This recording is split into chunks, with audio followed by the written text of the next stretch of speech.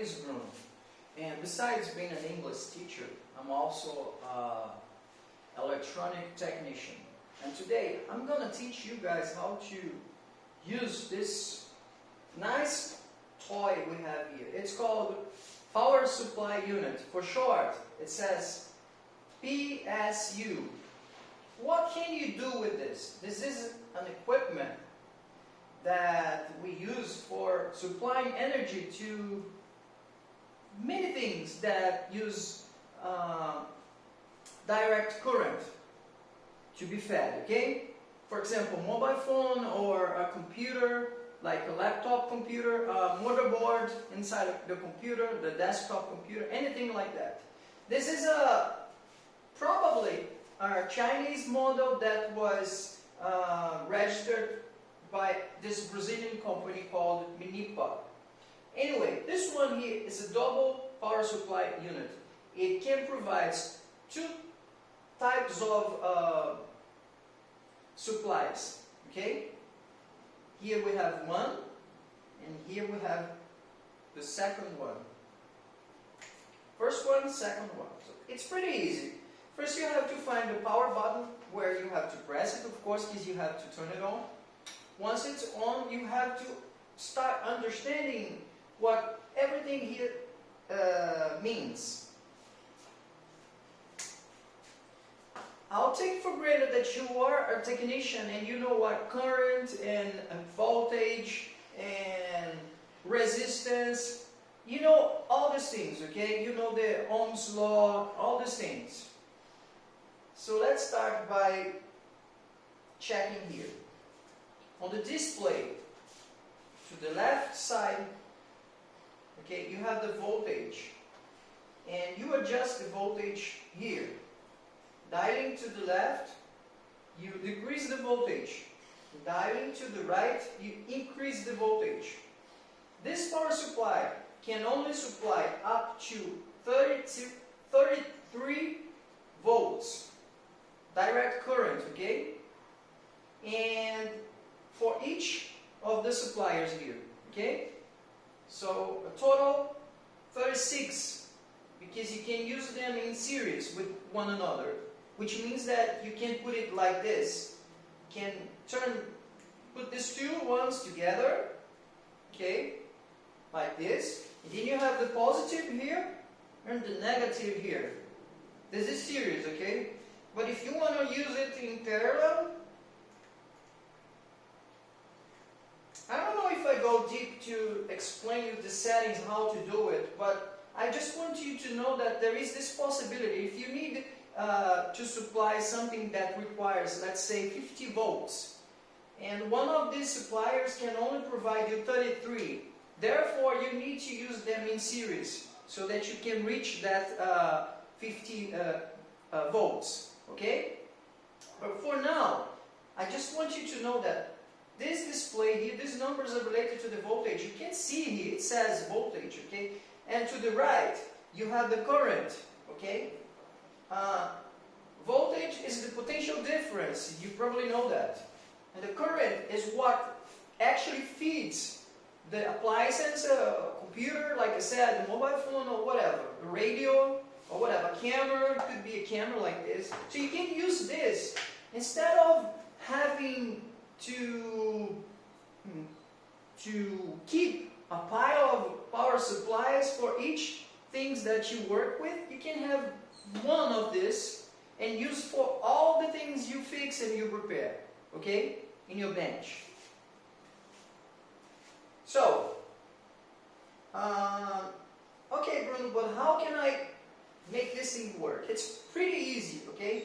For example, if you want to adjust the amount of current that you inject into the mobile phone that you're testing to see if there is a short circuit inside, you have to short circuit this thing here, okay? Once it's short circuit, but keep in mind that the voltage here has to be higher than 5 volts, otherwise it's not going to work, okay? Right now we have 9.3 volts, so that's okay. Once it's short circuit like this, you turn it on here. You have on and off. Output, it means that the energy would start flowing from the wire, from the positive to the negative, okay? It's on. So now you can see a number here related to the current. It says here that we have almost 1 ampere, okay, of energy, direct current flowing through these wires. But I don't want that because that could be too much for a mobile phone test. So I want to decrease that and put that into maybe 300 milliamps, okay? Now I turn it off. So no more current flowing here. But I have already adjusted the current. Now I want to adjust the voltage. Most of the mobile phones are fed with 3.8 volts, for instance. Not all of them, but most of them, 3.7, 3.8 volts.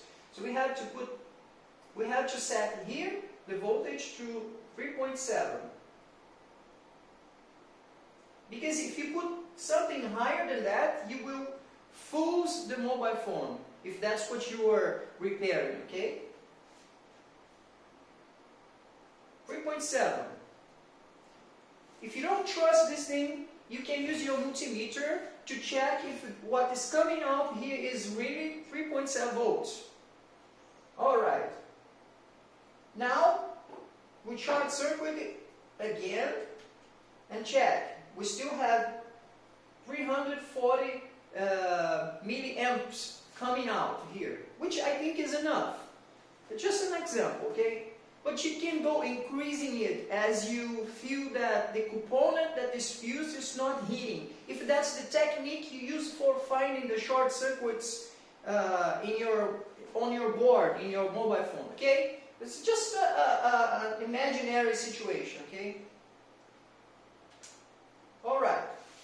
Then you have everything set up for you to start testing your phone board. Good. Let's suppose that you need another power supply for a laptop computer.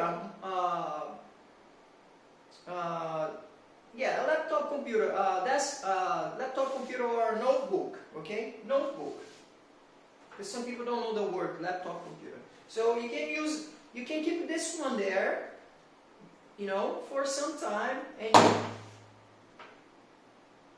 and you wait until the component heats, and then you know what is shorted there, okay? And you start using this one. Usually, a laptop computer is fed with 19.5 volts. It depends on the manufacturer, okay? It could be 18.5, 19, or 19.5, 22. It depends. You have to check on the back of the desktop, no, the notebook, okay? So let's say that it's 19.5. Then we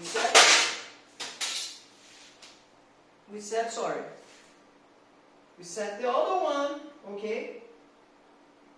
We cannot touch this one because it's already set. Excuse me, boss. You have a text message.